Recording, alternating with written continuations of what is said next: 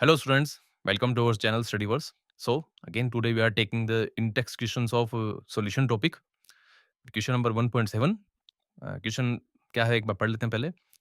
Henry's law constant for CO2 in water is 1.67 into 10 to the power 8 Pascal. That means हमें इस question में CO2 gas के लिए KH Henry's constant का value given है 1.67 into 10 to the power 8 Pascal. Now, calculate the quantity of CO2 in 500 ml of soda water. CO2 को पानी में डाल दिया गया तो सोडा वाटर फॉर्म हो गया. तो वॉल्यूम जो हमारे पास वाटर का है वो 500 ml है. When packed under 2.5 atm CO2 pressure, that means हमें गैस का जो प्रेशर है CO2 का वो भी गिवन है 2.5 atm. And now from this information we have to find the quantity of CO2. ये क्वांटिटी वेट की टर्म्स में मोस्टली पूछते हैं, तो हमें बेसिकली 500 ml सोडा वाटर में CO2 का कितना अमाउंट डिसॉल्व्ड है इस कंडीशन के हिसाब से वो बताना है. तो अप्रोच क्या रहेगी, देखिए सबसे पहले हेनरी लो कहता है कि प्रेशर ऑफ गैस यानी pressure of CO2 gas is equals to KH into mole fraction of CO2 gas, right. तो ये हमारे पास फॉर्मूला रेडी हो गया. नाउ CO2 का प्रेशर जो है वो ATM में गिवन है और जो KH का वैल्यू है पास्कल में गिवन है. तो हमें दोनों को यूनिट सेम करने के लिए पहले क्या करना पड़ेगा, या तो हम एक काम करेंगे CO2 के प्रेशर को पास्कल में ले आते हैं या KH को फिर ATM में कन्वर्ट कर लेते हैं. तो एज वी नो कि 1 ATM होता है 1.01325 into 10 to the power 5 pascal. तो ये 1 ATM का वैल्यू पास्कल में है. तो देयरफॉर CO2 गैस का जो प्रेशर है वो है हो जाएगा 2.5 into 1.01325 into 10 to the power 5 pascal.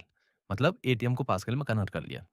अब अगर आप देखें तो अप्रोक्सीमेटली 2.5 को आप 1 से ही मल्टीप्लाई कर रहे हैं तो वो 2.5 के आसपास ही रहेगा. 2.53 आ जाएगा, ज़्यादा इससे ज़्यादा चेंज नहीं आएगा.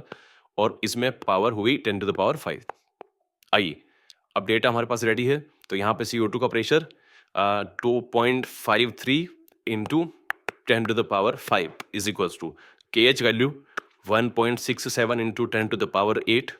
नाउ अब आता है जो इंपॉर्टेंट पार्ट है CO2 के मोल फ्रैक्शन की वैल्यू. तो उसको हम कैसे लिखेंगे, CO2 के मोल तो न्यूमरेटर में और डिनोमिनेटर में हम केवल H2O के मोल लेंगे. जैसा कि पिछला वीडियो में हमने डिस्कस किया था कि अगर हम सॉल्युबिलिटी के केस में मोल फ्रैक्शन लिखते हैं तो वहाँ पे हमें जो डिनोमिनेटर है उसमें टोटल मोल्स नहीं लेना है, क्योंकि गैसेस के मोल सॉल्वेंट के रेस्पेक्ट में काफ़ी कम होते हैं. तो हम केवल डिनोमिनेटर में सॉल्वेंट के मोल लेंगे. अब सॉल्वेंट कौन है, H2O है. उसका वॉल्यूम गिवन है 500 ml वाटर. तो बच्चों ऐसा है, अगर H2O का वॉल्यूम 500 ml है और आपको पता ही है कि वाटर की डेंसिटी हम 1 लेते हैं, नहीं गिवन हो तो 1 ग्राम पर ml लेते हैं. तो सोचिए अगर डेंसिटी 1 ग्राम पर ml हम कंसिडर कर रहे हैं, जो कि करनी पड़ेगी, तो यहाँ से हमारे पास जो वेट है वो डेंसिटी के फॉर्मूले से निकल के आ जाएगा. डेंसिटी क्या होती है, weight of substance upon volume. तो therefore weight will be volume into density. Volume is 500 ml, density is 1 gram per ml. तो ml से ml कैंसिल होके 500 ग्राम आपके पास वेट आ गया. और बच्चों अब ये जो 500 ग्राम वेट आ गया है इससे हम H2O के मोल निकाल लेंगे. ओके, तो मैं ये काम भी यहाँ कर लेता हूँ. सॉल्वेंट के 500 अपॉन 18 ये दीजिए. अब आइए ये डेटा पुट कर लेते हैं इस पार्ट में. ये हो गया हमारा सॉल्वेंट के बारे में. नाउ यहाँ पे देखें तो मेरे पास 2.53 पावर अगर मैं कैंसिल करता हूँ तो इधर की तरफ बच गया 1.67 इंटू 10 टू द पावर 3. ठीक है. उसके बाद CO2 के moles we want to find out और डिनोमिनेटर में आ जाएगा 500 अपॉन 18. तो यहाँ से मेरे पास CO2 के मोल्स आ गए. तो moles of CO2 will be 2.53 into 500 by 18 and denominator will be 1.67 into 10 to the power 3. अब बच्चे उसको सॉल्व कर लेते हैं. तो CO2 के मोल यहाँ से 10 टू द पावर 3 मतलब 1000 हो गया. तो 500 से ये 2 टाइम्स कैंसिल हो गया. ठीक है. तो मेरे पास आ गया 2.53 अपॉन 1.67 इंटू 36. ये तो आ गया अपने पास CO2 के मोल. और अगर CO2 का ऑप्शन आप देखेंगे तो मास में आएगा. वैसे ये सब्जेक्टिव क्वेश्चन था, इन टेक्स्ट क्वेश्चन है, इसलिए तो हम वेट निकाल के देख लेते हैं. वही पूछता है वैसे इसमें.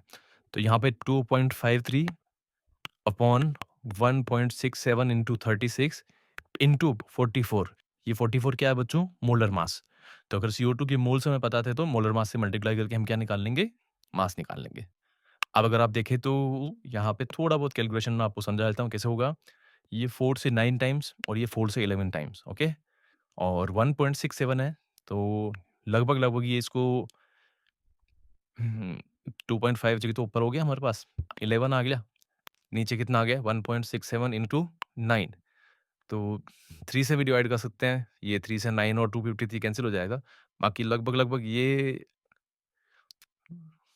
3/2 1.5 टाइम्स तो ये आ रहा है।